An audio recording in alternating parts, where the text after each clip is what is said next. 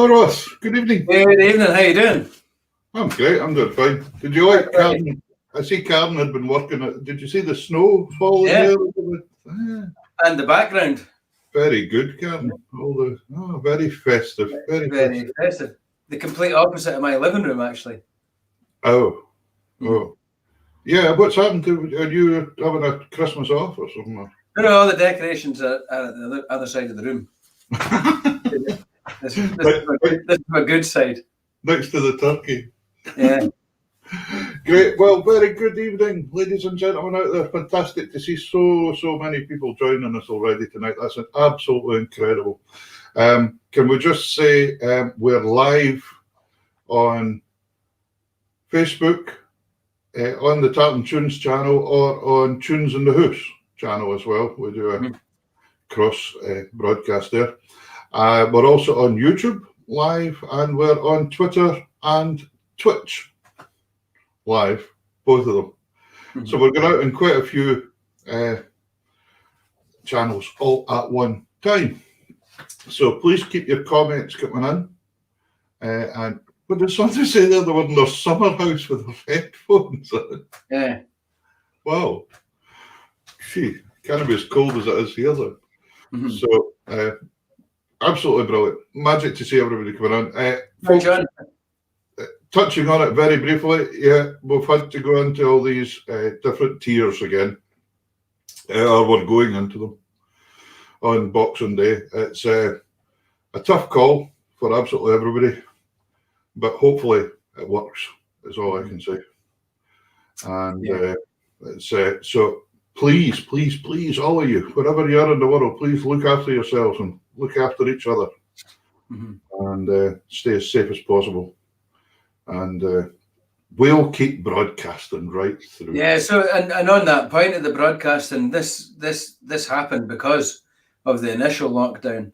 Yeah. And if it is to change or get worse or go on longer, then it's not just Scottish music that there's these sort of things for. You might know somebody that can't access music that likes country and western or bluegrass or blues or anything, all that stuff. Try and find it or help them find it if you know somebody that's not internet savvy like myself. Just if there's any gift that you can give somebody, music's been the thing that was proved this year was probably the biggest comfort for people. So if you know people that like stuff, then help them find it. Yes. And also look for the Tunes in the House Ceilidh. Oh yeah. The Tunes in the House site and see the Ceilidh for the care homes. It's magic. It's about an hour and 3/4 long. It's absolutely brilliant. Ross, I don't know if you noticed there was somebody tuning in for Athens. I don't think we've had anybody from Greece before. No, that's a new one. That's a new one. That's absolutely fantastic. Absolutely amazing. We have some amazing guests for you tonight, ladies and gentlemen. In the first half of the show, we have Gordon Gunn from Wick, the fiddle player extraordinaire. And then in the second half, we have Gemma Donald and Alan Small. And they're in Forfar just now. So can't wait for it. We're going to get a chat with everybody. You're going to get to know the musicians a wee bit better. And it's going to be great. They're all excellent musicians. They're just stars. So can't wait for tonight. I think we're going to have some great tunes. Just after you finish saying Athens there, right away we had Sunshine Coast, Australia, and we had Florida as well. So we're all over. Hold on. But the lady has just put on, it is Athens, the USA. So there must be another Athens. So there's a challenge. There must be somebody in Greece somewhere. Right. I'm going to play a wee set of tunes to get us going tonight. Hi Heidi, how you doing? And I hope wee Hamish is doing fine, and Doug as well, of course. And here's the wee box. It's amazing. Yeah. This is a 48 bass size accordion, but it's 72 bass, made by Delicia. And I've got this out from a wee Lenny for Tom at the Squeeze Box shop. So it's a wee box. So if anybody's looking for a wee box to start learning on or something, this would do you twice the time as buying a 48, you know, because you wouldn't have to go up to the 72. And Sandy Brecon would love it. Have you seen Sandy Brecon's latest post? I haven't seen him today yet, but I noticed the advert. He's the Muppets or something. Yeah. With all the characters, and I bet you, one of my favourite Christmas movies is The Muppets Christmas Carol. And I reckon Sandy Brecon, I reckon there'll be scenes in Sandy's show that's better than that.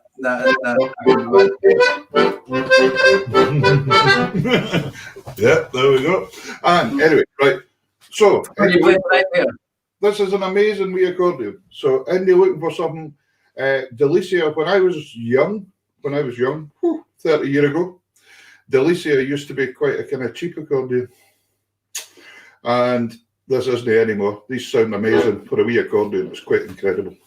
And you've got right up to a C sharp for all you musicians out there that you don't have on even a 72. So it's quite cool. Here we go. I'm going to do Fleck Float of the Night, the Orkney tune. And I saw Orkney representatives in there already. Joe's in the house. Campbellton Kilty Baw. And I would like to write a tune and call it Campbellton Kilty's Other Baw. But that's sing all together. And then I'm going to play the High Road to Linton. So that's my wee tunes tonight. Just because I can use the C sharp in this wee box. Right, I'm away. Here we go. Take it away, Peter. Take it away.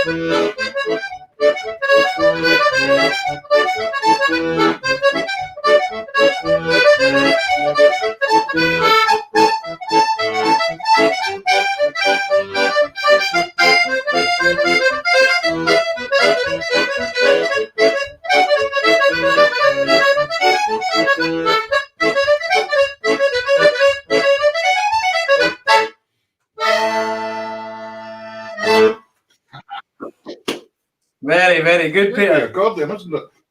Aye, it looks like you're having a lot of fun with it as well. So if anybody fancies just a wee box, the other thing is, I reckon this would fit overhead in an aeroplane. It would fit up, so you'd be able to take it on as hand luggage, I would think. Nice and small. Aye, really good. So just a bit of data for you there. We've got a record number of live viewers just now tonight. Is that right? So thank you very much for tuning in. Wow. Peter. Thank you very much, folks. And share it about to anybody else that you think is going to enjoy this kind of music tonight, because we're there to do it. Now, as you know, folks that have tuned in before, if you haven't, Ross had to have a wee operation last week. He had a hernia operation, so piping has become a bit difficult. And I'll tell you what happened today, Peter. I went up to put some flowers on my granny's grave up at Rannoch today, and it was blowing, the wind was hellish, and it was very, very wet up there. And typically, my luck would have it that I stepped out the graveyard, and just outside the graveyard there's a football pitch, or a recreational area. Slip right upside down and landed on my back, caked in mud. So not recommended. And not at all.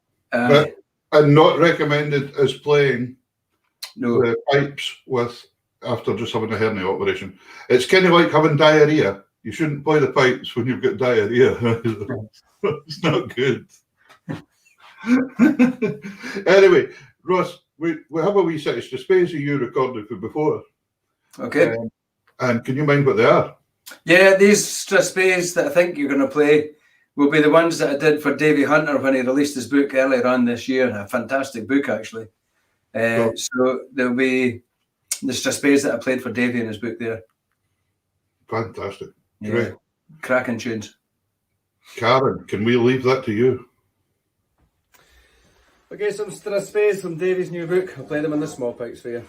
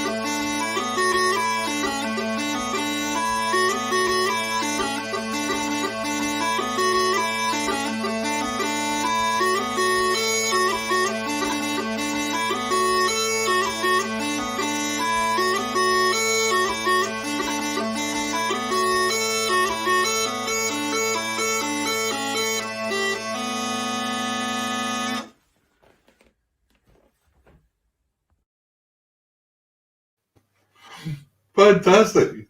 Oh God, terrible actually. Is that the same shirt you've got? No, it's a different shirt. I binned that one. There's nothing worse.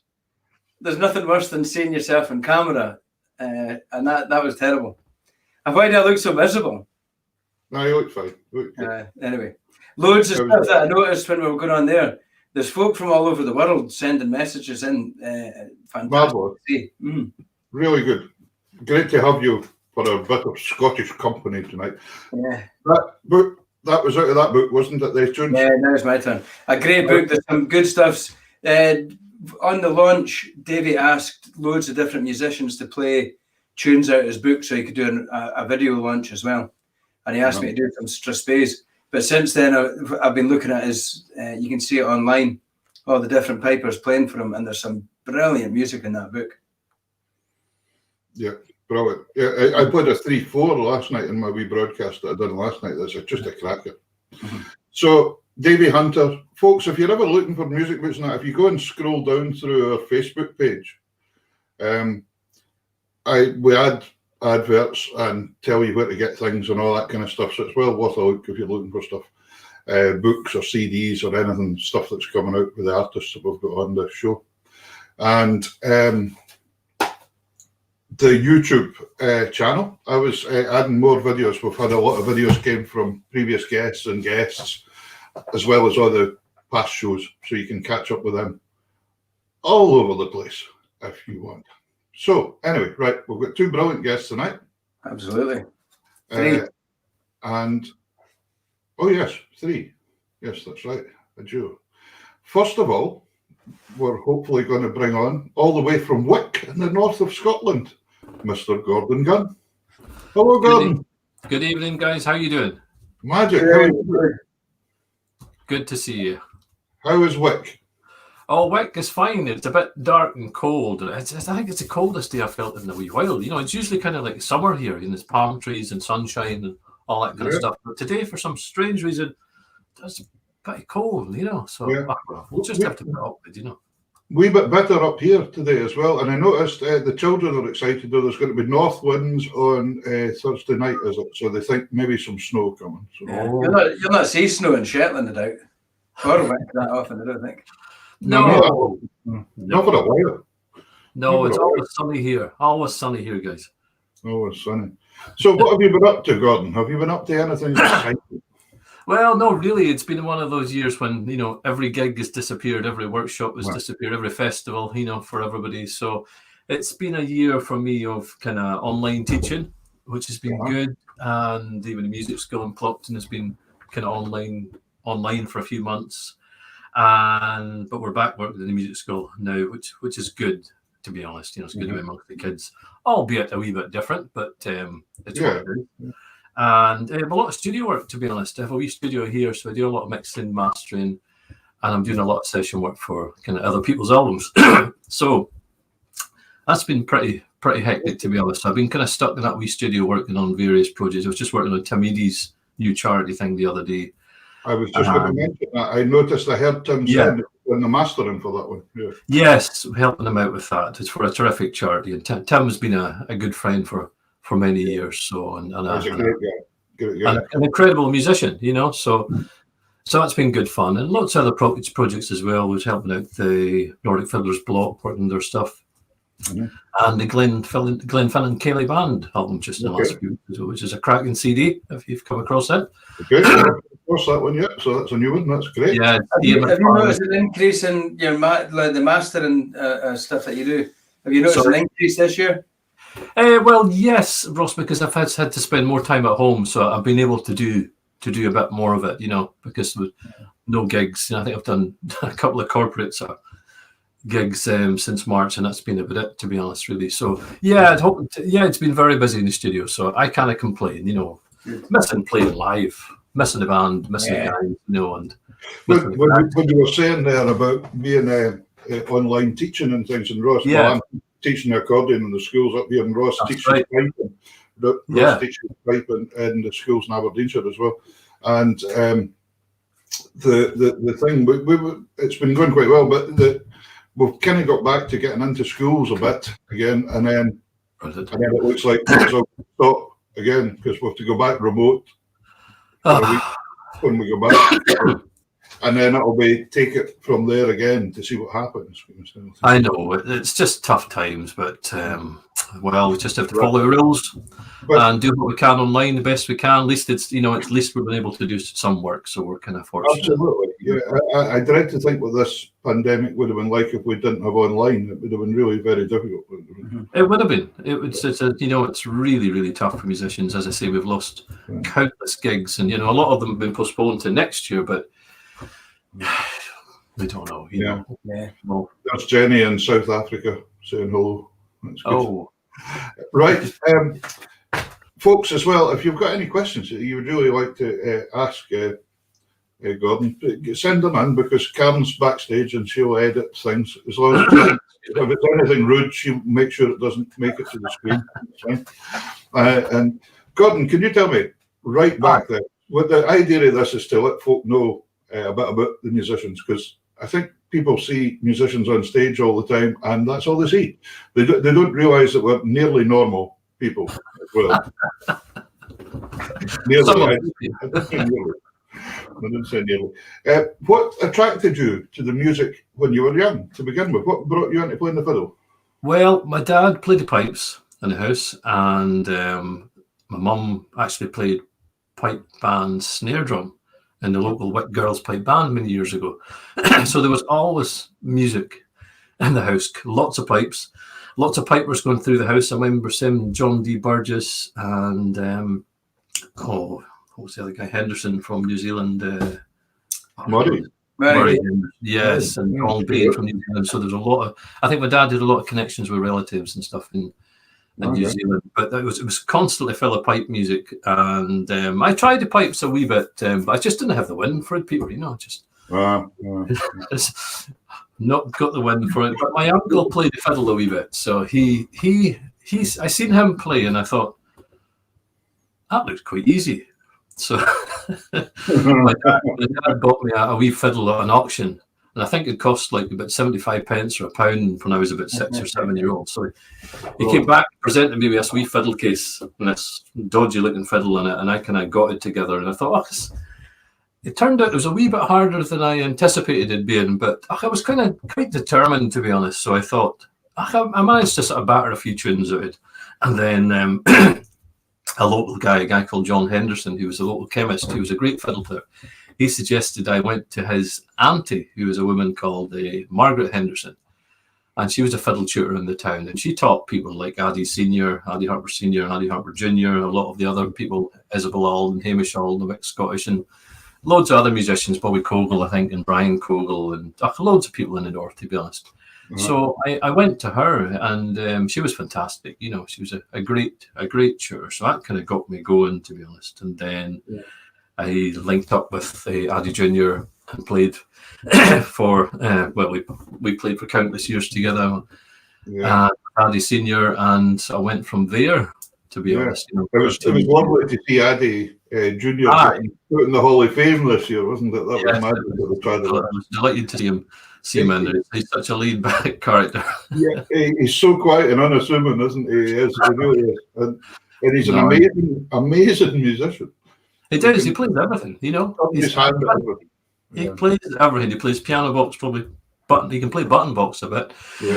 Fiddle, goodness knows guitar, you name it, and steel guitar. It's a one instrument I can make nothing of. I'm just. Well, that was a big thing with the Wick dance band, of course, wasn't it? That they used to put the steel guitar into sets of waltzes and things, and it was a total unique sound. That's right. It wasn't a steel guitar; it was a Hawaiian guitar. What was it? Yeah. So steel guitars is pedals and the knee. It's its most complicated instrument in the world, but this was like a flatbed lap type of guitar, and Addy Senior used to play it with a whiskey glass. Right. But I remember lots of people saying, at gigs and things like that, if they weren't quite in the hall, they would come up and ask, and they says, "Who's the singer?" And they said, "Well, it's not a singer, but it did kind of sound like a human voice to Hawaiian guitar."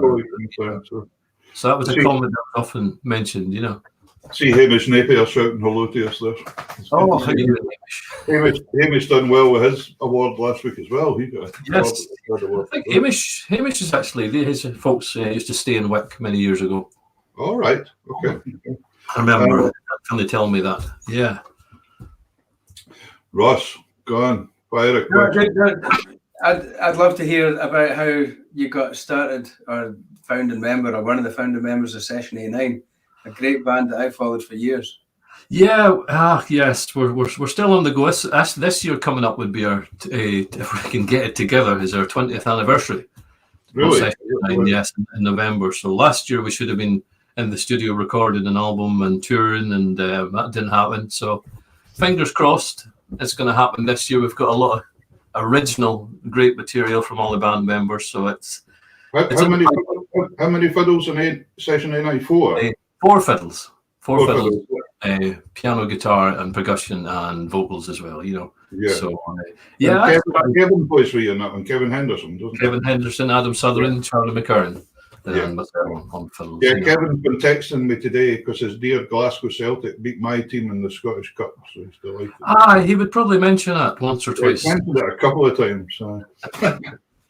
But yeah, that started out of when I was a teenager. I used to do the fiddle competition scene. Was quite a big thing at the time, you know, all over Scotland. And Charlie McCurran, I used to come across Charlie McCurran and Duncan Chisholm and loads of people like that. But you know, I was in a younger age group, you know, in the sort of juniors. But Charlie was all the seniors. I like the way you pointed that out there. He's a lot older than me, but so I got to know Charlie and people like that through that kind of thing when we were teenagers, and then he went to uni, and then he joined Capercaillie, and I worked for a company in Wick, cassette CD manufacturer for a long time, and we sort of drifted apart for a wee while, and then all of a sudden we got together again. We thought, you know what, should maybe we were enjoying having a tune and having sessions and stuff like that. So that was the kind of starting point. We thought we'd put it together, and that started in 2001, and it's been it's been a great experience. We've done a lot of festivals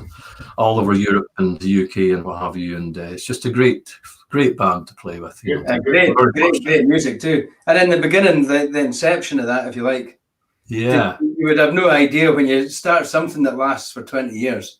Obviously, it evolves in that 20 years, but at the time, you've got no idea. No idea at all, Ross. We just thought it was something we'd do for a weekend, and then we thought, maybe we'll record an album or something like that, you know. And then the first album was called What Road, and it had a lot of original material on it, you know. So yeah, it sort of grew from that, and it's still going, except for lockdown has curtailed us for the last. I don't think we've. Do you feel your music change? And I've never been part of anything like this at all, so I'm always very interested to hear what was your music before. Like, did you have to change your music? Like, some people join bands and have to change their style. You see that with white bands, or when you're at the exception of that, maybe it's your music that drives it.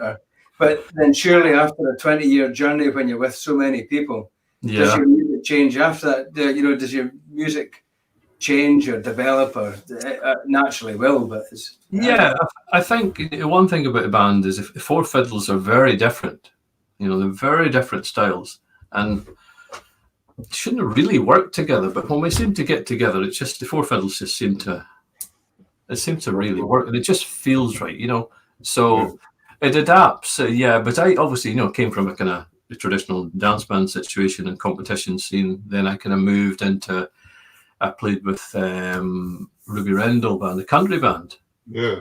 For many years, and still do the odd bits and pieces with them. But that got me involved with an amazing keyboard player from Orkney, Billy Peace, and the guitar player Phil Anderson. So they were part of that band, but maybe not so much on the traditional side.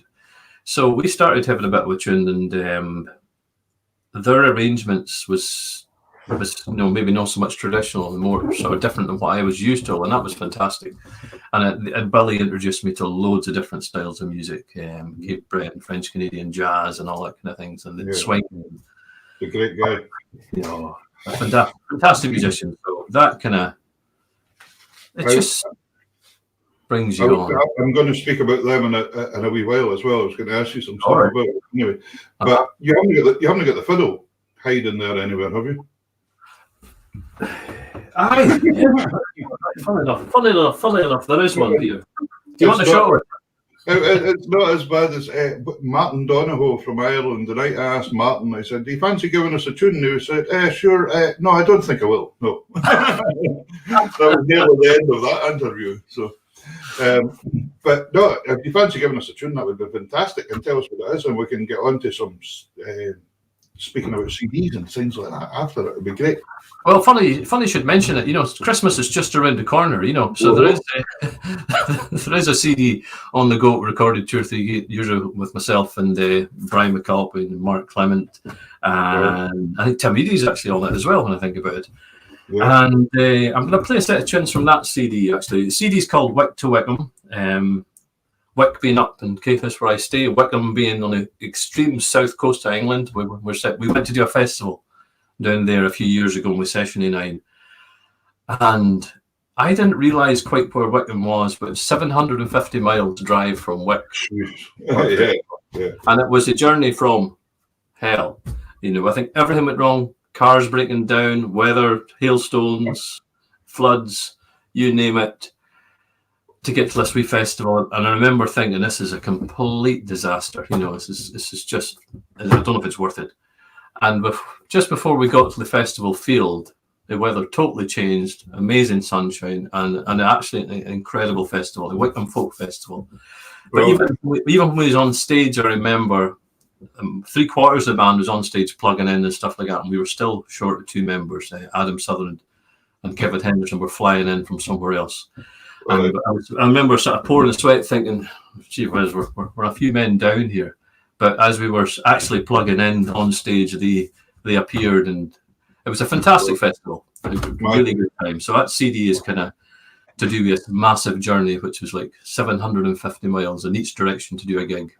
I don't think people actually realise that musicians do that. We do huge amounts of miles to get to gigs and things. Yeah, we certainly have to, but I got to admit, it was worth it, Peter. It was a great festival. Fantastic. Sometimes they only see us on stage for that 1 hour and think that's a great job. I know they don't see all the rehearsal and driving and stress and weather forecasts and things. Yeah. Anyway, well, play a set of tunes then. Let's go. All of it's in tune, mind. It's not been played since I was. No, it's close enough. That's all. It's not been used since March, Peter. You know. That's good. It's good. It's good enough for jazz. Right, I'll do you a set of tunes. This is there's a set on the Wick to Wickham CD, and it's 3 reels. The first one is Osmosis, and I think it's written by Donald Shaw from Capercaillie. The second one is a Fred Morrison tune. I love Fred's compositions. He's an incredible musician, and he wrote a tune for his brother Alistair, so it's called Alistair's Reel. And then the last tune in this set is called the Balcony Men, and it's a tune I wrote a couple of years back. Now I don't know if you've watched a wee program on TV called The Muppet Show, Peter, have you? We have. Yes, The Muppet Show. And we're just talking about it. Sandy Breakins had his own Muppet Show today, apparently. Why does that not surprise me? Sandy's an amazing character, and he's plot them as well, but he's unbelievable. So Sandy's on the Muppet Show now, is he? No, I think Sandy is the Muppet Show. The Muppet Show.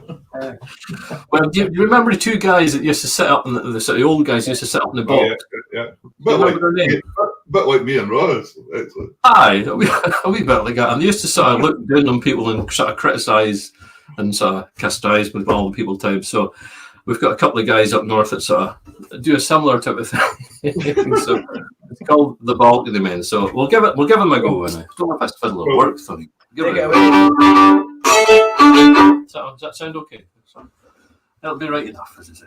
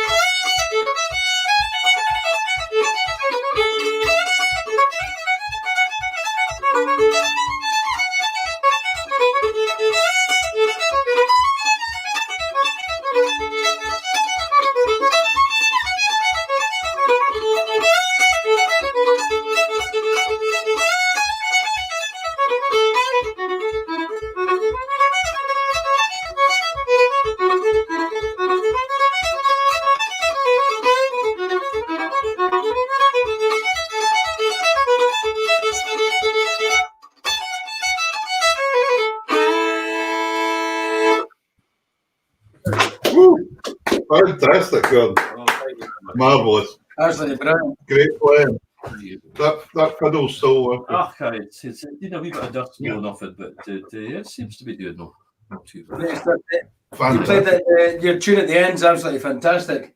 Oh, you're right, Ross. Thank you. Absolutely brilliant way to finish a set. And you Ah, mentioned the Fred Morrison tune in the middle. Yeah, I played a set of Fred Morrison tunes on one of the shows a few weeks back. That tune that's in one of the pages that saddles two of the other ones that I chose, and I don't know why I didn't pick that one. But it sounds so. The second part of that tune sounds absolutely fun. Like I don't think I could make that sound anything close to as good as that on the pipes. It sounds great in the fiddle. Oh, no, thank you. It's Fred makes. He just writes a fantastic tune, and he's an incredible musician. I've been fortunate to play with him on a few occasions, and he's just got life and excitement, and just writes a not a bad tune, you know. What I was going to ask you, you were speaking there earlier on about Billy Peace. Oh yes, a fantastic musician. Now, going back, you brought out an album with that two guys as well, Shoreside. That's right. That's right. Now, what year was that? Can you remember what year? That was? 2000, I think it was. 2000. Right. I actually owned High Level Music, the music shop in Lerwick at the time. Right. That's right. And I can tell you that album sold more than anything I think I ever sold. Wow. That album, Shoreside, the fiddle album, it was just so fresh. It was so unique. The playing on it was stunning. And I think you yourself have been a huge influence onto a lot of styles that people have carried on from that. And it was just a beautiful new way of playing.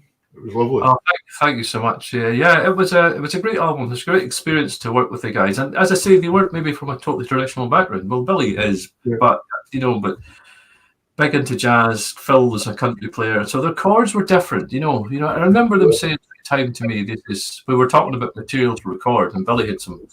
He came with some fantastic tunes. There was a Cape Breton set, a French Canadian set, and then he says, "Oh, we should do a Baraburn Reel." And Walking on the Moon, Addie Harper tunes, and I was like, well, I've been playing that for years, you know. Maybe played it to death a wee bit, you know, but fantastic tunes. But the thing was, their take on it was kind of different, chord wise, and it went places. When they said, well, let's just try it, you know. So we tried it, and I was sitting for a wee bit of improvisation and loved messing around with tunes, as I still kind of do, you know. But the chords were totally different than I was used to, and it felt like a totally different tune. So it's amazing how the chords has a big effect on me. And it's even when I write stuff, I'll maybe write tunes and then maybe start with the chords first, and the melody comes afterwards. And I'm not much. I play a bit keyboards, not very good on it, to be honest, you know. But I quite often write on keyboards, and the chord patterns come first, and the melody comes after it. You know, I'm pretty rubbish at playing melody on keyboards, so quite often I'll play melody on keyboards, and there's a mistake, and I think, well, that mistake's not maybe too bad, you know. That's a new idea. Balcony Man was kind of written on a keyboard, and there's a few mistakes because I'm not very good. I'm rubbish on playing melody on a keyboard. So, but sometimes that mistake, it's not where I expected to go, you know. So sure. That's right. Yeah. That was an incredible album, and I know a lot of the young players up in Shetland at the time were absolutely taken by that sound, and it was definitely a huge influence on the playing styles at that time. Wow, that's amazing. That's fantastic. Yes. And as you said, they guys played country. I mean, is Phil in Nashville now or somewhere? Is he? Is that what yes. Yes, he emigrated to Nashville. You know, he was finding it difficult to get to the mainland here for gigs and stuff like that. So he thought Nashville would be a bit handier, you know. And go to Nashville. Yeah. So he's over there. He's doing really well over there as well. Yes, he's doing great over in Nashville. He's just an amazing musician. Man. He certainly is. You know, we miss him around here. But I've been when I was out teaching in the States and did some gigs in the States a couple of years ago, so I managed to spend some time with him. So yeah, he's loving it. And you said you played with him originally in Ruby Rendell's band, because Ruby Rendell was fantastic. very, very popular country band all over. That's right, and I toured with them, and that's how I got to meet. Billy was playing keyboards, Phil was playing guitar, and then we just out with when we were touring with her, we'd just sit down and have a tune, and that's how it goes. Let's do some gigs. It sort of led from there, and after just great musicians, I was very, very fortunate to learn so much from them, and them to bring their style into it, which was a wee bit different, and made me play the different way instead of playing, just straight 3 times through a tune. And I loved improvising and messing about. So my style is, people say, what is your style? It's got bits of it. I don't know. I love playing bits of jazz. I love the country, bluegrass, all that kind of stuff, and just things that you've rubbed off. I think it kind of boils down to, doesn't it, what you feel really comfortable playing, and when you feel comfortable playing, that's your style, isn't it? That's really it. Really. Yeah, yes, I do like sort of improvising and bending the tunes a wee bit and just messing about. If you're playing, as I say, if you're playing a tune 2 or 3 times through, if I'm going to play the same time each time, I'm possibly going to get bored. So I'm always trying to think just wee sort of leans into things or wee variations. I don't know. No, it works very well. You said that you were all tutoring in America. Do you do quite a lot of tutoring over the world in music schools? Yes, I've been very lucky, to be honest. I've been doing a few things in the States, and I was in Boston a couple of years ago, and I was in New Zealand a couple of trips over the last couple of times for Scots String in New Zealand.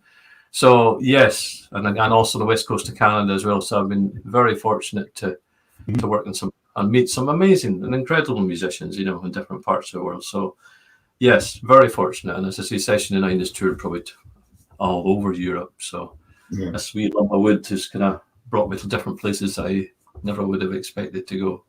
And hopefully again in the future, hopefully, fingers crossed, if we get back to something near normality at some point, Yeah, I think the big positive outlook for musicians there's going to be such a hunger for this again when it's over, I think so, Ross. I know a lot of people don't agree with that, but I think, people need music and they need live. There's nothing beats being in the room with live music. And it's a funny thing, quite often when you've been in a live session, a lot of the thing about the whole ambience of that room is you're going out to a place like probably a pub or a theatre or something to watch your favourite band or favourite up and coming band, or to source new music or look at what's on the scene. And everything, and musicians talk about this a lot about music's the company, and it's always the people. And a lot of that's been taken away, and I don't think a lot of people really appreciate how much the company of other people is music and what links it. You could go and see your favorite band 10, 20 times and still never meet them, but you'll still go there. But I think the hunger to go or to listen to music or to be part or to know more, Yeah, I think in the old days when you used to get the insert to your CD or your tape or your LP or whatever, and you used to read about everything they were doing, that was the only connection you had with them. I think that connection was maybe closer to what the digital eras kind of had, but I think that there's been a bit of a break there, and I think in the future there'll be a new drive for that human link to the band. Definitely. Yes, we're all missing it. We're missing play with the guys. I'm doing a lot of sessions for people's albums and playing in the studio, but it's just me. You don't get that excitement you do playing with. It's not the same as playing with a band in a room. You don't get that buzz. I remember we done a tutoring week in Orkney once, didn't we? That's right. A year ago. That's right. Yeah, that was great fun too. In fact, I was playing in that hall that we were in. I was playing in that at the festival last year. And I've never laughed so much in my life because the fiddle player in the band, Andy Kane, that we had with us, Andy was playing a slow air, and there was this cow looking in the window of the hall because the field was right next and it was looking in. And he was kind of halfway through and it turned round and pointed its rear to the window, which was even funnier. So the whole band were in stitches, and he was so concentrated he didn't see what was happening, and all the audience were looking at us, looking at this cow's butt. But you know what cow was after, though? What? Do you know why the cow was there? It was looking for the music. Music. Oh. I think the cow's looking for another tune. Here it goes. Right. But, is Shoreside still available, the album? Well, I think it is online, probably on iTunes. I'm struggling. I think the stocks have disappeared, to be honest. You know, The Wickham's still available, though. Definitely, it's still available from my slightly out-of-date website, but it's still available. We still have one or two copies kicking around, you know, so great Christmas presents, maybe a bit of late Christmas. www.gordongunn.co.uk. Yeah, so and folks, get on there. I highly recommend it. That's an amazing album as well. Thank you very much. So, and yes. The thing is, have you ever brought any books out of compositions or anything? No, but it's been on. I've been trying to do it for years, Peter. To be honest, and I'm getting prodded from every direction. I just haven't had the physical time. But I've got somebody kind of in the background now. It's going to deal with it because I'm rubbish at that part of things. You know, I'm just hopeless. But yeah, there's a fair old squad of tunes kicking around, and there's that balcony men is going to be on a new Session 9 CD along with an awful lot of original material from the band coming, but the balcony men will be. To be honest, I've managed to bring a book out this year, and it was really my wife Karen that sent it, and I'll put one in the post to you. Thank you so much. But the thing is that. It's taken me all that amount of time as well to do it, and I done it through the fellow Davey Hunter we were talking about earlier there, that we played some of his tunes from his life. Cool. And Davey does a lot of work putting together books for folks, and I think Davey put one of Fred Morrison's together as well. Yeah.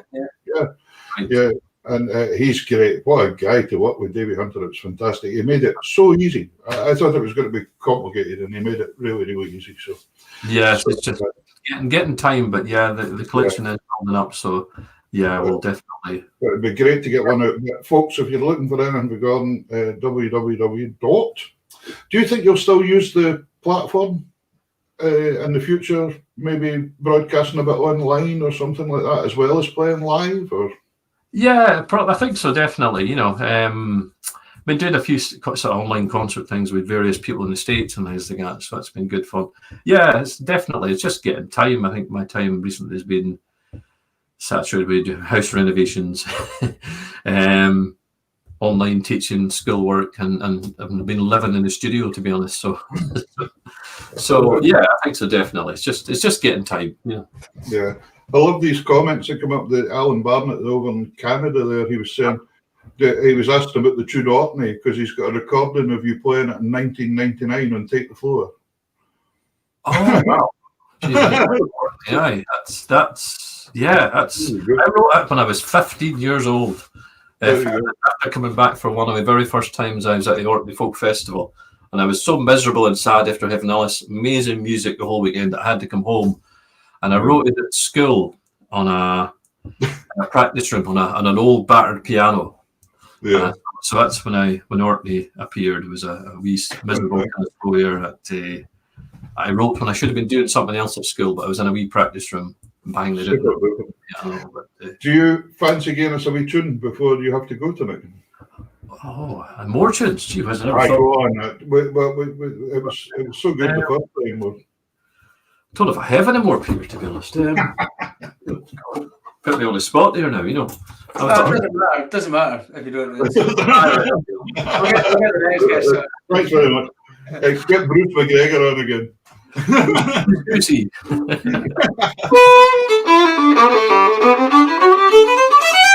How about a wee waltz, Peter? Ross, maybe a waltz called Gillian's Waltz. And we recorded this for Session 9, I think, on the first album when we did What Road. But for some reason, harp players, harpists have, I don't know how many harpists have recorded this tune. I've probably got about 20 CDs of different musicians who have sent me their recordings of this waltz. So it must sit easily on the harp or something. I don't know. But we'll give it a bash. Fantastic. Go for it. Take it away. There we go. A wee waltz for you.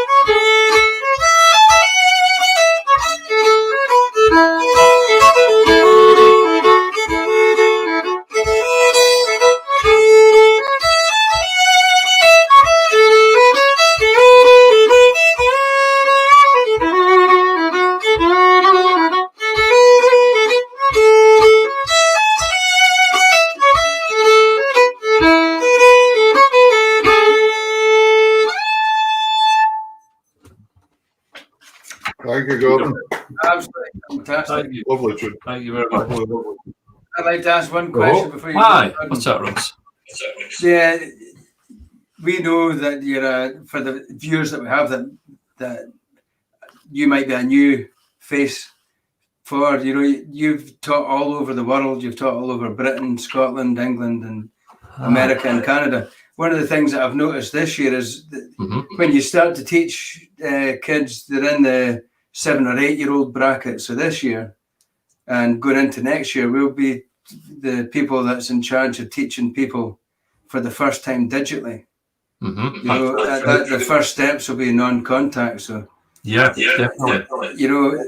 Any words of advice for people listening that know people at that age group? Like, what confidence can we give them that this is the right steps to take? Or it's kind of the only step. It's tough for beginner fiddle, because if you're totally beginner, you kind of need the hands-on kind of help to be there. So the online is quite tough for it from a fiddle point of view, just because we hand position and getting things in place, but certainly for people that's a wee bit more intermediate, it's great for them. And some of the ones that people I'm working with, there's kids and there's adults all over the place.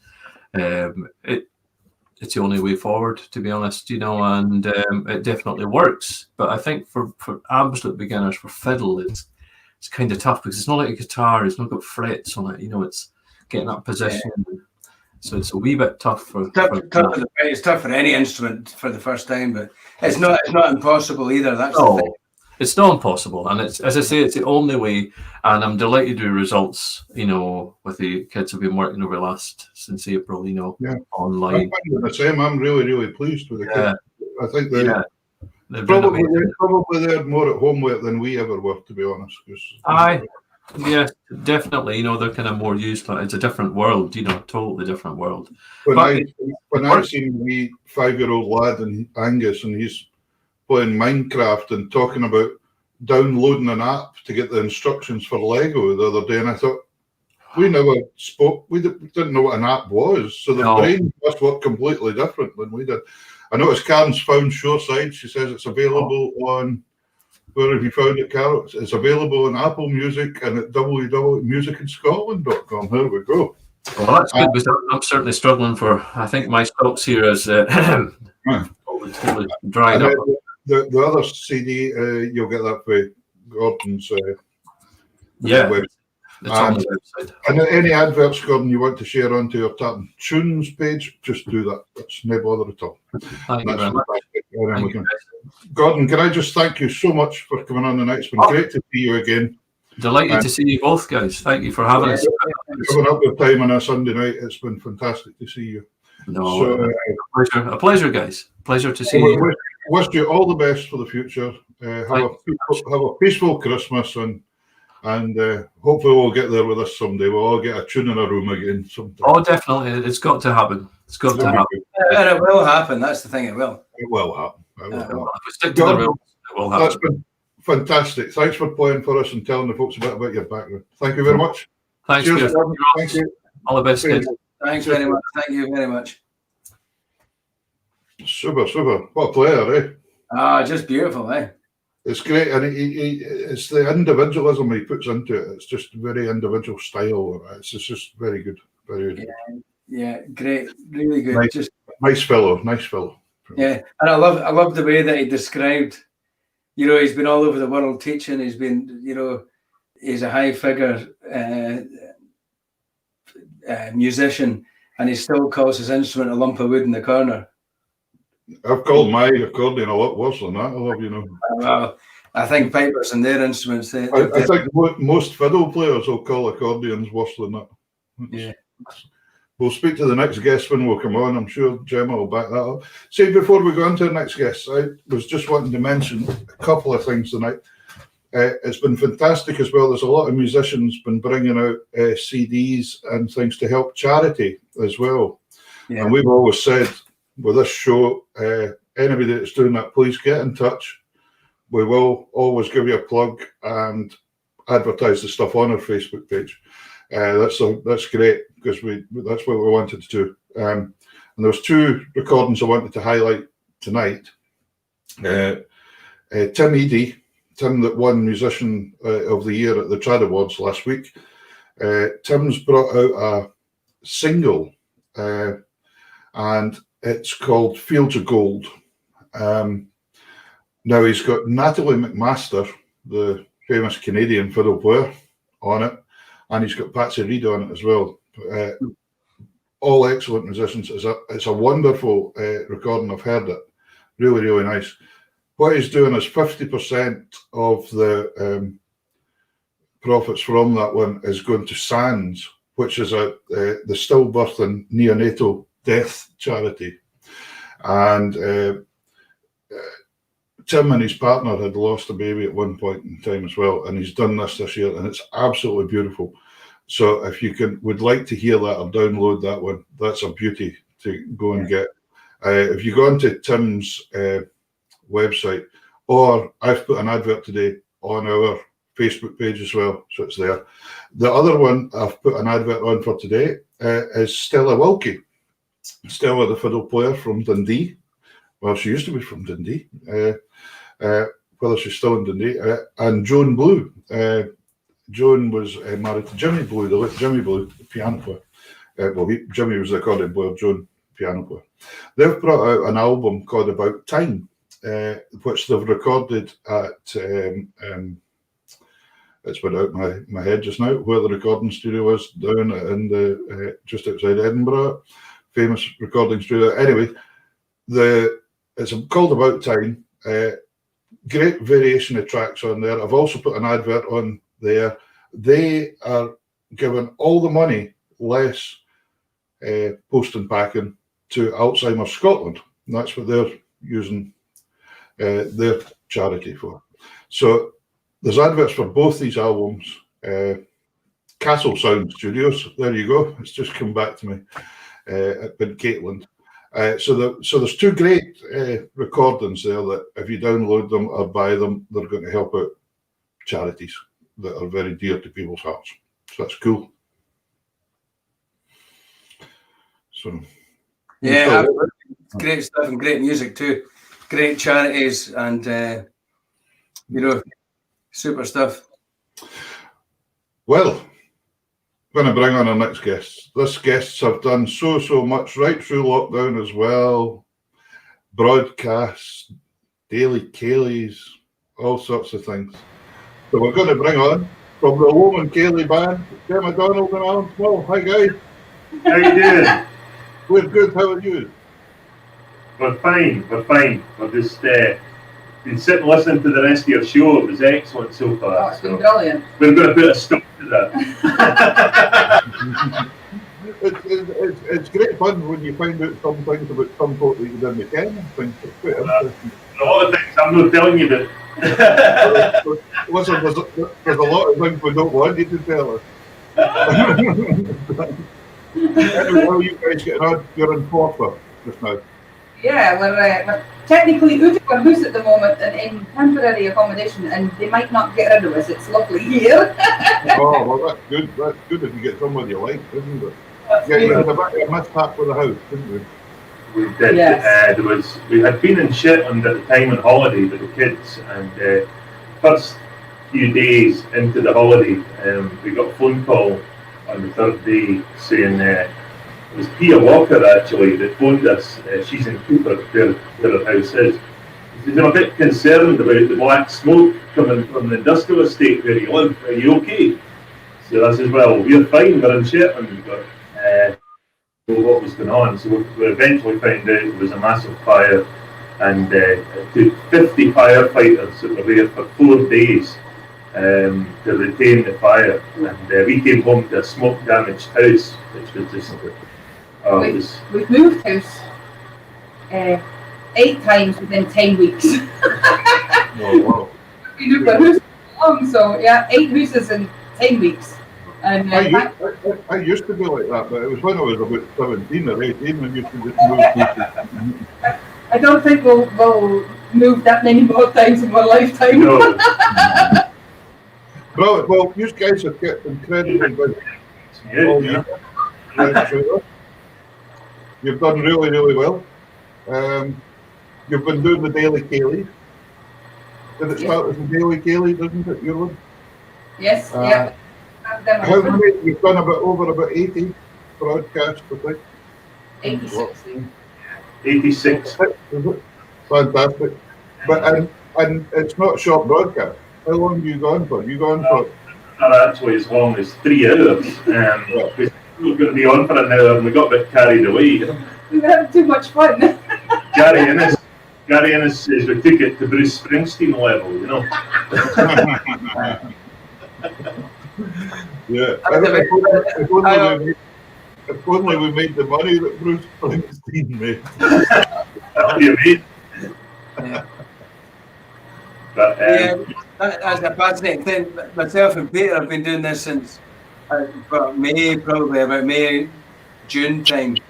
And I know for me, being a piper, like you've got to really concentrate on getting a new set. You know, my repertoire is not as big as a dance band's repertoire, or me being particularly much younger than Peter. I don't have that experience either. But you do, like for me, I'm very conscious of the lack of repertoire I have as a piper. You know, quite often with pipe bands, you play a lot of the same stuff, whereas certainly competing wise, there's a small window of tunes that you play that you need to compete with or whatever. But it's great to see, like Peter when he did his 150 days. I thought, how on earth, like what you must be, unless you have that in your memory bank, which I don't think everybody has. But what's it been like for you guys? Have you got to a stage where you're like that? What on earth are we going to play tomorrow? No, generally. We're very lucky. We do have like a bank of a lot of tunes in our head, but I guess people put requests in, and some of them you've never heard of, so you've got to do a lot of research and find out, you know, what to get music for them and stuff. So, but we've not got that luxury at the moment because not being in our house, we don't have all the music. We don't have our music here, you know. So, I mean, if you played it up Hellier, Peter will know about this. You know, playing it up Hellier, you basically do a 12-hour stunt and know that you know. So once you've done that, you've got enough tunes in your head. You can go on for a few months, you know. There was a point before we had this happened with the house. There was a point where we ended up with 300 or 400 written requests.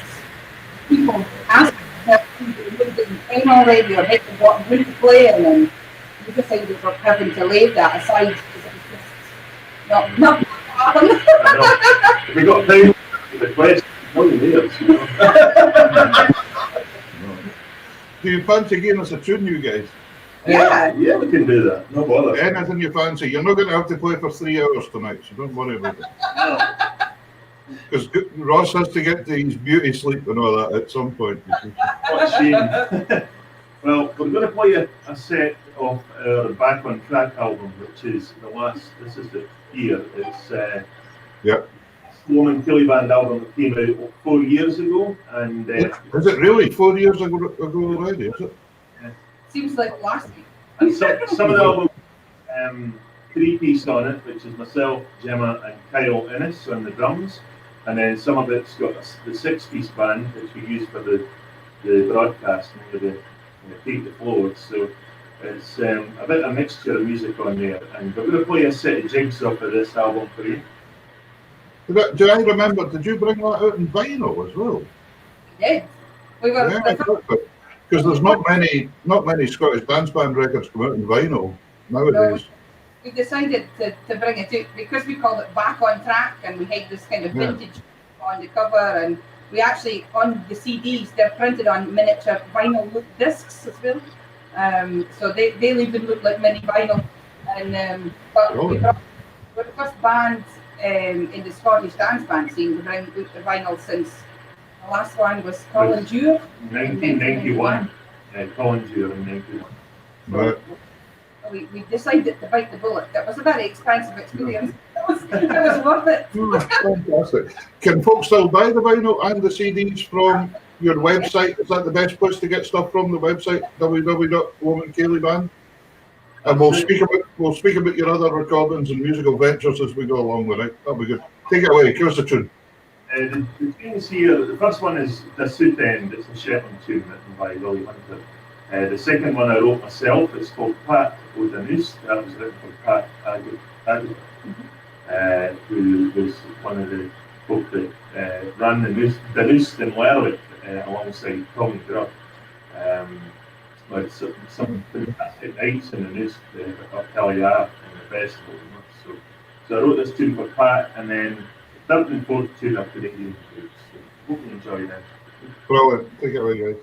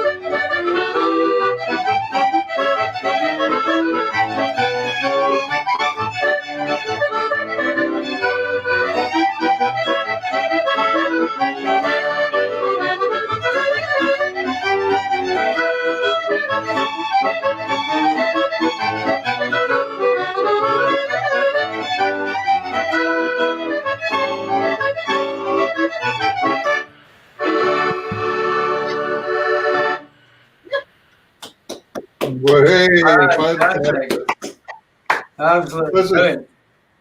This is cool in this show because we can clap and you can actually hear us clapping. Because normally what we're having to do these days is play and wonder what people think We're of them. clapping and cheering for Gordon, but nobody could hear us. That was fantastic. What a great tune of yours there, Alan, as well. Fantastic. I'll have to get a copy of that sometime. That's a good thing. I don't know if I'll be able to play it. It's pretty complicated. But That's no, your no. favourite key. You were saying about your favourite key in F. It's in F, so. Aye, I love it. I don't know why, I just like it. But the one thing that was interesting there when you were talking about the Loman Cayley band, I've known both you guys kind of a long, long time now in different backgrounds, slightly different backgrounds. Because Alan, I knew you when you had the Loman Cayley band. I think you've been in the go 30 years now. Well, yeah, since I was 14, I started the band. Yeah. Yeah, I think the band's been a long time. And I moved up to Shetland 25 years ago. And there was this wee lass that played the fiddle that was very good. And that was Gemma. And do you remember we done a recording when you were in the group? What was it called? New Tradition. Yeah, that's right. And we done that one. I'll have to see if we can find it. But you were just, what age were you then? You must only have been about 12 or something. I think I was 13. I think. Were you? Yeah, yeah. So it's amazing how they knowing you both from completely different backgrounds. I would have been You've ended up together. You got engaged this year. Was this this year or last year? Nearly a year ago, yeah. Right, last year. You're a couple, and you smile when you're playing like you still want to be a couple and enjoy each other's company. It's absolutely amazing. Well, Fantastic. the only time we smile actually is when we're playing.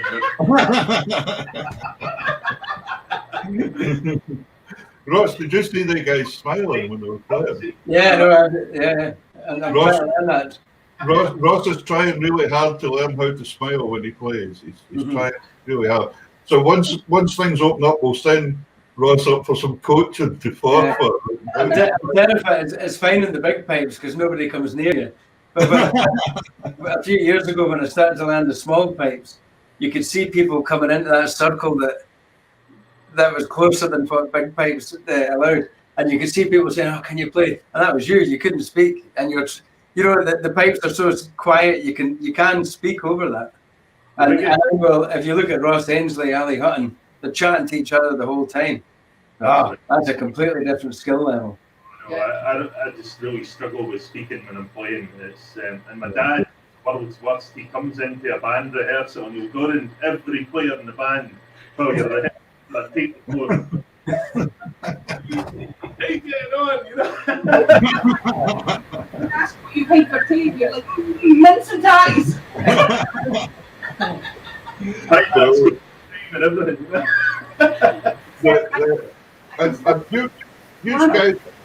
You guys have an incredible year, because I think you've done something pretty amazing. You were telling me there before, telling both of us.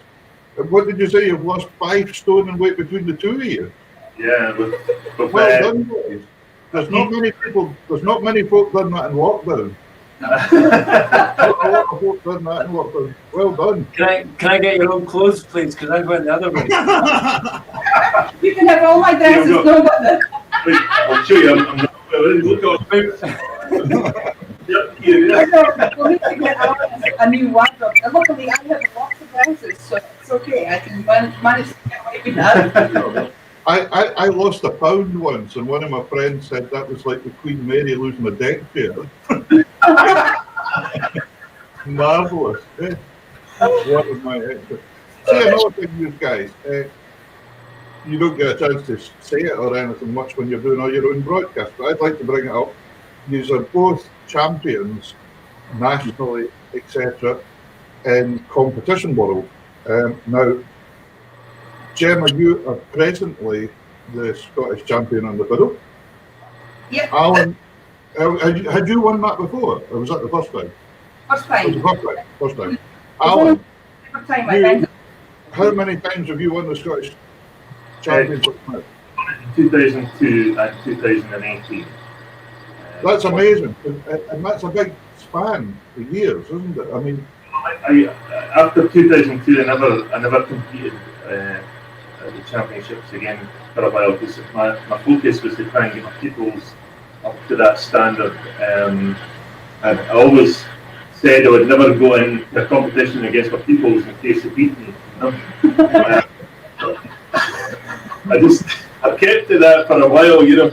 But I kind of got the bug. It was a few years ago when the section for the Scottish Championships was kind of struggling for players. I think they were down to about 10 players in the competition. So I thought, well, I knew about this in advance, and I thought, well, put a set in at the last minute and see what happens. You know? And I never got to the finals that year, and I never expected to, because I did it all within a week.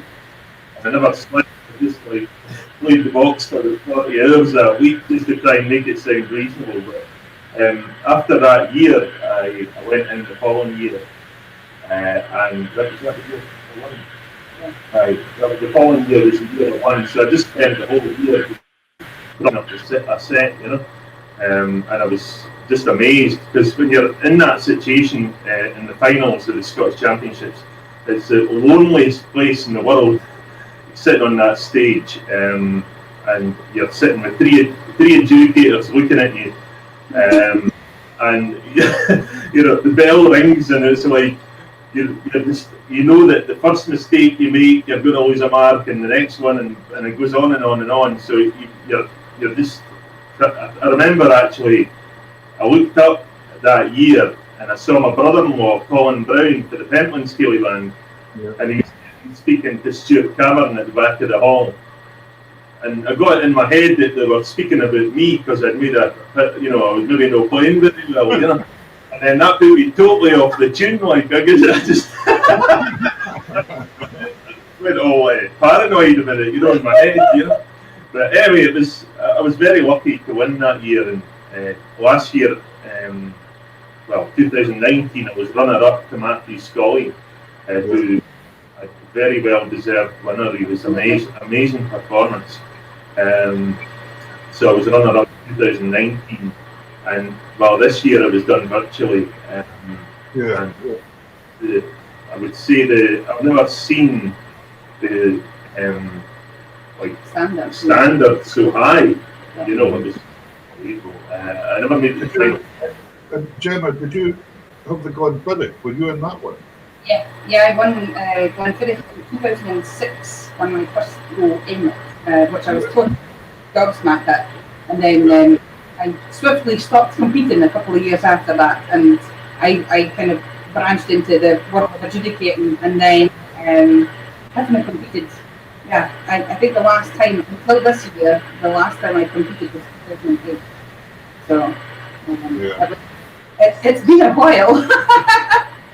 I think it's a fascinating thing. What I've learned about this show, being a piper, and listening to all the fiddlers, box players, singers, more the box players and fiddlers that have that high level competition structure, is that they've still got to have that prep routine to win that, you know, that competition in Perth or the Glenfiddich or whatever competition, the Scottish Championships. You know, there's that prep that you have to go through, and like you said, that you are that only person on the stage when the bell rings, and you are getting judged on your music. You know, it's not like you're playing, it's not like you can read a crowd or play a couple of notes that make it fancy. You know, you're getting judged for everything you do. But for pipers, for a lot of pipers, certainly you're only either a competing piper, or you might have the luxury of being in a pipe band as well. You know, and you might have that, but you're still getting judged, and you might not. And that's what I'm not over keen in some of the pipe bands things that I've been part of, because you're not 100% playing exactly what you want to play. You're having to play what suits the band, so it might not be your style. You might enjoy doing it, but it's still not 100% what you're wanting to play. But for you guys, you that have your own band, you know, you can pick that up and put it down. But it must be like to go through, like how you get that discipline in your head's a massive thing, you know.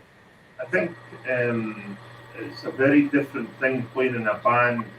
I don't know this, to playing solo. Like, you know, you pick up a lot of sometimes bad habits when you play in a band, you know, when you've got other musicians around about you. So when you're put on your own in a competition, there's things that aren't acceptable, like, you know, making draggy bass work, for instance. You know, like how you play the MIDI on the bass, you would maybe sort of drag notes out a wee bit longer to emphasise it.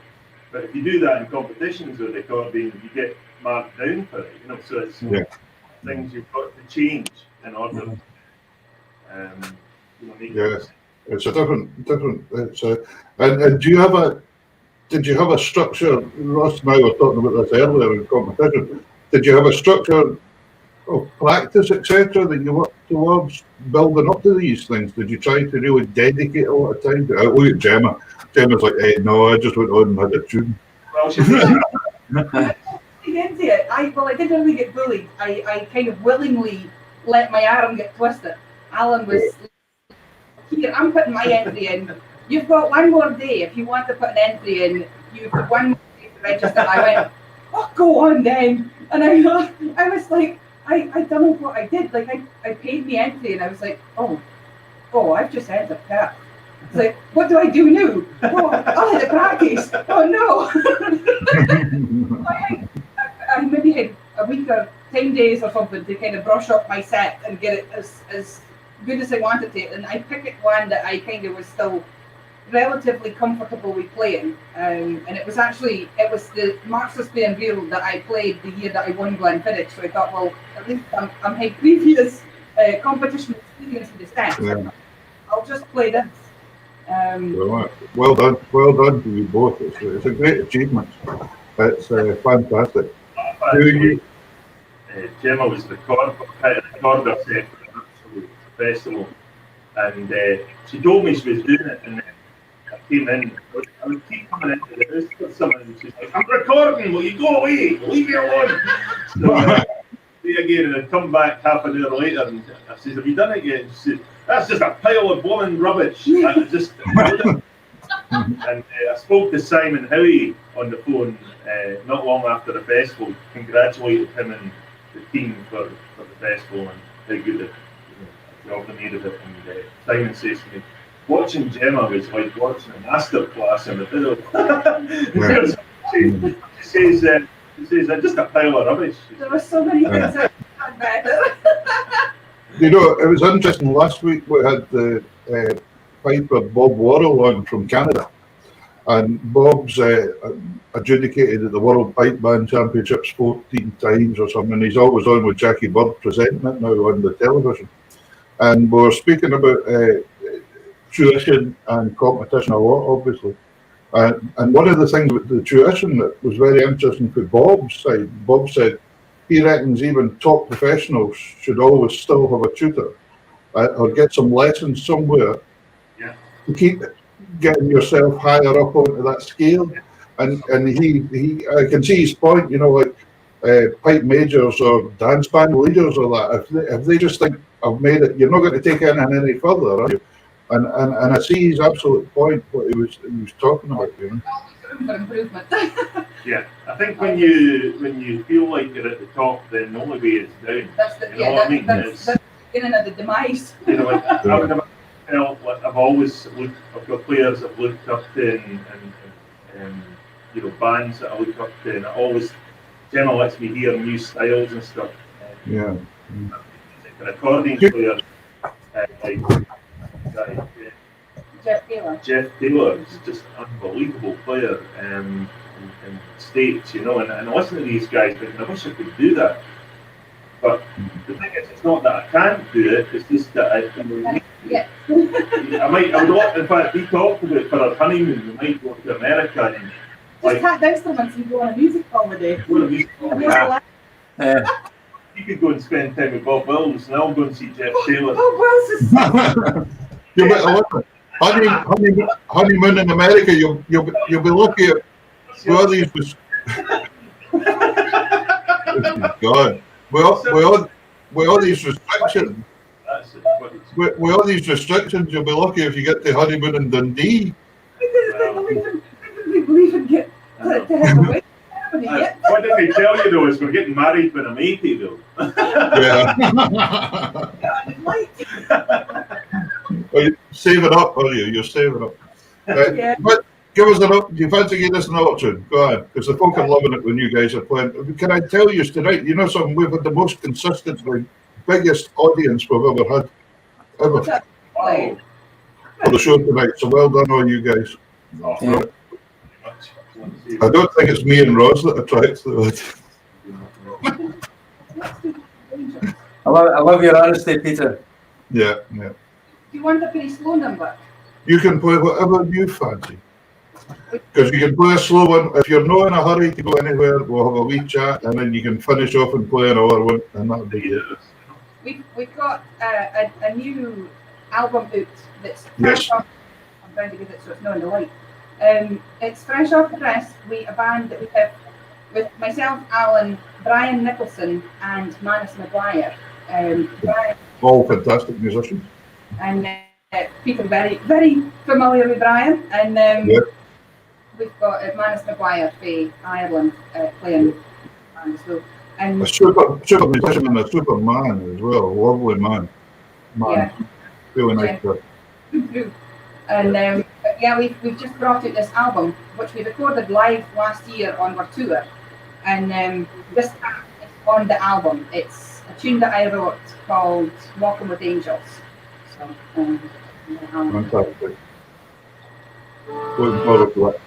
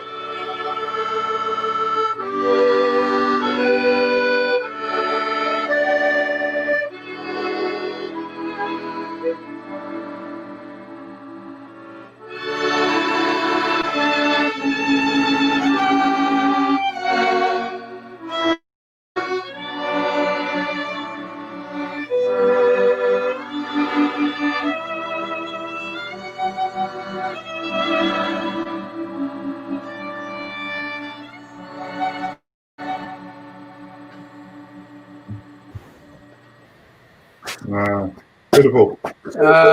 Wow. Absolutely fantastic. I think of everything I've heard, that's been one of the favourite things I've ever heard in this show. Yeah. That was absolutely beautiful. There's so many people.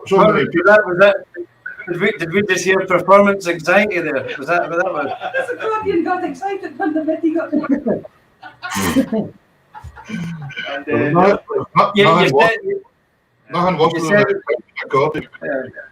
You said at the start there, would you like a slow number, but I'm sure that's not the name of the tune.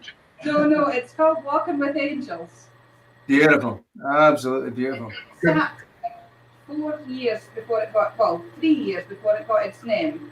There was just a slow air that I had written and hadn't finalised. And eventually it was on the tour where we recorded the album that it received its name. We had started off playing in a couple of beautiful churches up in the north of Scotland. We played in Banbury West Church and St Giles Church in Elgin. And after playing in that two venues, then the name just came to me, so it had to be Walking with Angels. Very nice. Absolutely beautiful. And both of you played it with such feeling. Excellent. Really nice. There's that natural feeling, isn't there, that people can play for the harp, and we all know that some people can and some people can't, but that's just amazing. There's so many comments coming in there saying beautiful, and 2 or 3 people saying, where can we buy the album? Where is the best place to buy the Full Tilt album? The Full Tilt album is available on the fulltilt.band website. On that one there we go, folks. Now, guys, you'll do the same for me later. If you want to send adverts or that, we'll put them onto the Facebook page and Twitter and all that kind of stuff, and advertise all the stuff for you. It's fantastic. How many albums have you got there? Then you've got that one, and then you've got the Loman Cayley Band one, and then you've got a calendar. We do. Yeah. This is Tall Split E. Like you. Like me. And that's what I used to look like. That's just in case. Two different styles of calendar. Wow. I'm trying to think what me and Peter would hold up. We'd have to have easels at the background. So we've got my ugly face for January there, so maybe hibernate in January and not get that. Alan, now that you're this kind of beanpole, if I stood next to you, would kind of look like the number 10.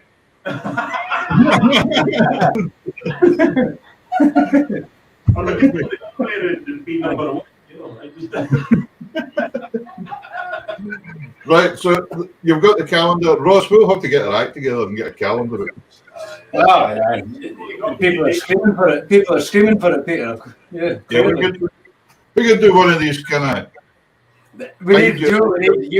You've already done the marketing for this, Peter, with the wetsuit up in the beaches. You know that James Bond look. You know something? Karen wanted to go for a swim today, and I chickened out today actually. But I said I'll go on Christmas Day. We'll go into the sea on Christmas Day. That's the challenge. Gemma's for Shetland. I bet she'll swam in the sea many times. Many's the time. You always come with orange and blue. Yeah. Orange and blue. Yeah, I thought exactly the same thing. Here we go. I was going to ask a quick question there, because both of you have won like the top competitions you can win.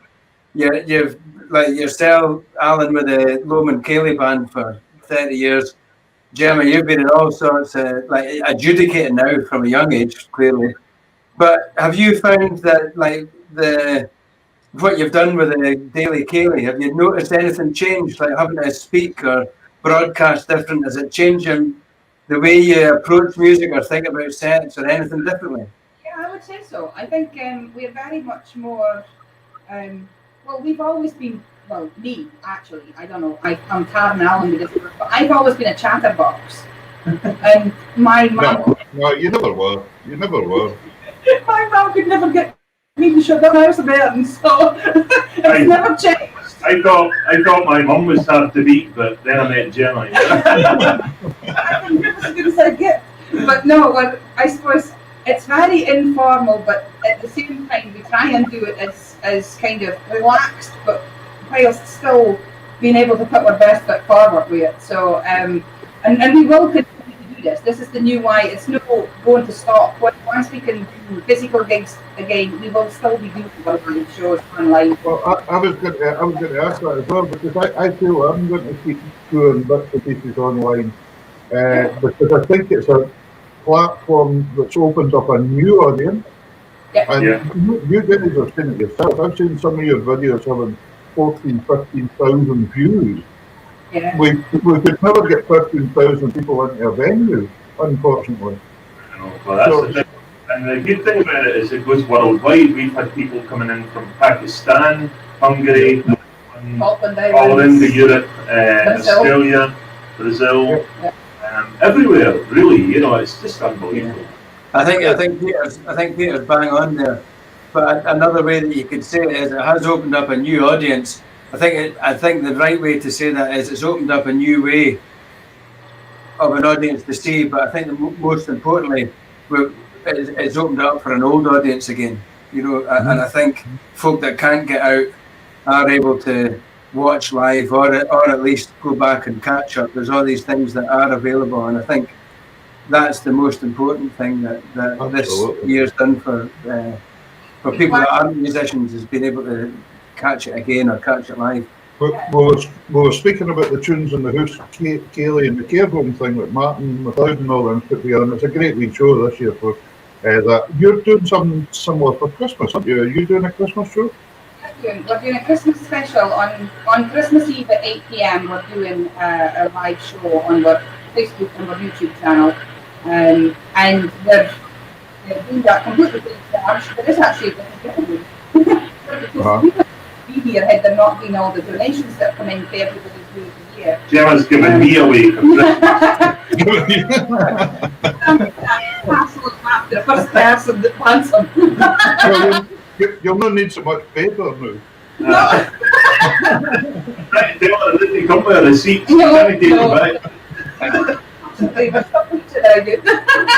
But no, we're doing a Christmas special, and then from New Year's Eve we're doing a New Year concert as well. But that one is ticketed, so we're selling tickets on our website for that one. Okay, so is that on the Roman Kaylee Band website? Yes, and it's a big watch for anybody that isn't wanting to watch it live, because there's so much lovely music going to be available. Everybody's doing something, and we're hoping to catch some of the other shows as well once we're not live as well. Yeah. But the show will be broadcast live, and then it will be available for anybody that wants to buy it later or anything up to a week afterwards. So it will still Great. be. So hopefully you can post that on our Tapping Tunes Facebook as well, and folks, you can look at that. What time are you going on for that one? No, 9 o'clock until 12:30. Yeah, 9 9 to half 12. Fantastic. I noticed someone had a thing on today that said on Christmas Day, who's staying up late to go into the new tier?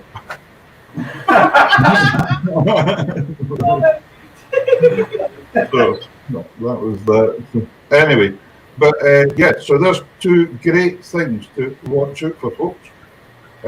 Christmas Eve show.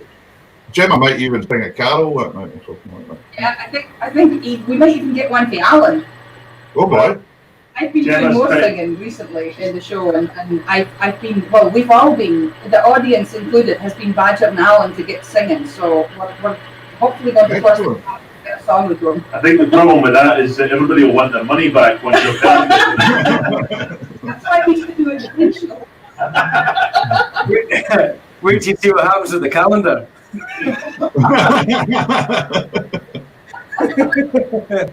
I would say if you send us one of your calendars, Ross and I will send you one of yours as well. Yeah, Brilliant.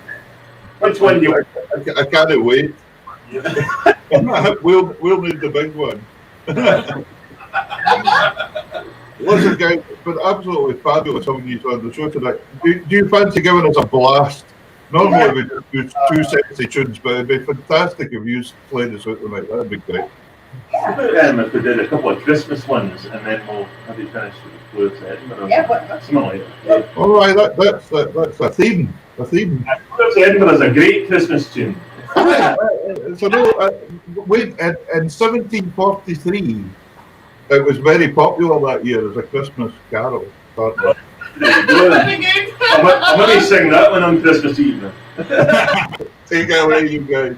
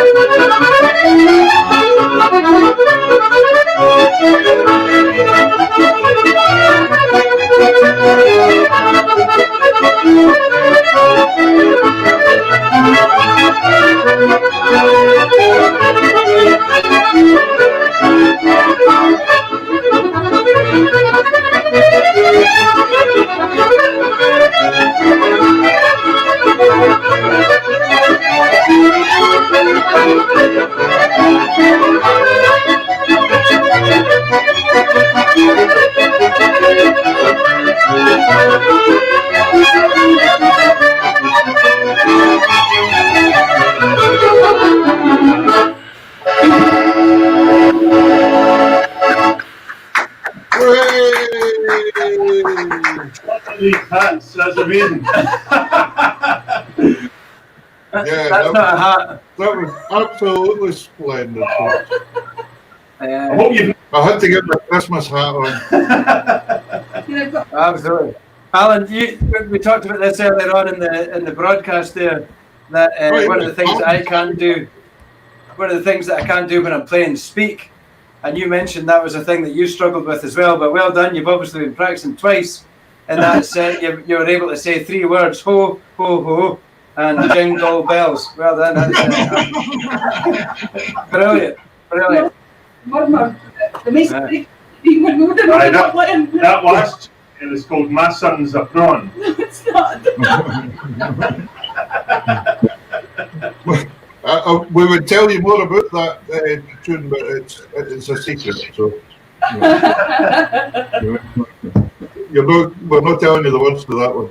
Anyway, listen, guys, this has been an absolutely fantastic night. It's so good to have you on. Absolutely made so many people's night. It's been fantastic. You'll be able to see all the comments yourself sometime when you get a chance to look at it. Please, please, please use the website, our Facebook page to advertise the stuff, because I'm sure there's going to be a lot of folk wanting to buy stuff. There's folk all over the world in here tonight. But you look very Russian, Ross. What's that? Yeah. Good Russian, he does.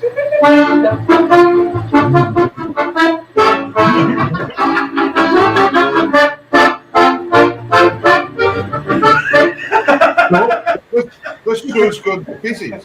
The show's just gone to pieces. No, brilliant. Listen, you pair, thank you so much. I hope you have a great Christmas. Keep in touch with us on Talking Tunes, and please use the page to advertise any new events that you're doing or things, because it's just a joy to have you. I'm listening to you, Peter, but I can't take you seriously at all. I'll tell you why, because I can't work out if the red things at the top of that hat are supposed to be hats or slippers. No, we'll leave that one. Answers on a postcard, please. To Jesus, that didn't look good. That was good. Oh no, this hat's good. Mr. Bean never had this problem. Right. You just wanted to Mars. Great, but listen, folks, thank you so much for tonight. Have a great Christmas. Thank you. Have a great New Year. Have a safe one. And I was going to say send us a bridie up, but for Forfar, but I don't know what that would be like by the time. It's to you. No. But do you know, Ross sent us a present of bacon once and sent it to Yale. So that was wrong island altogether. Kept wondering why we didn't thank him for the bacon, and he'd sent it to Cam's mother in Yale.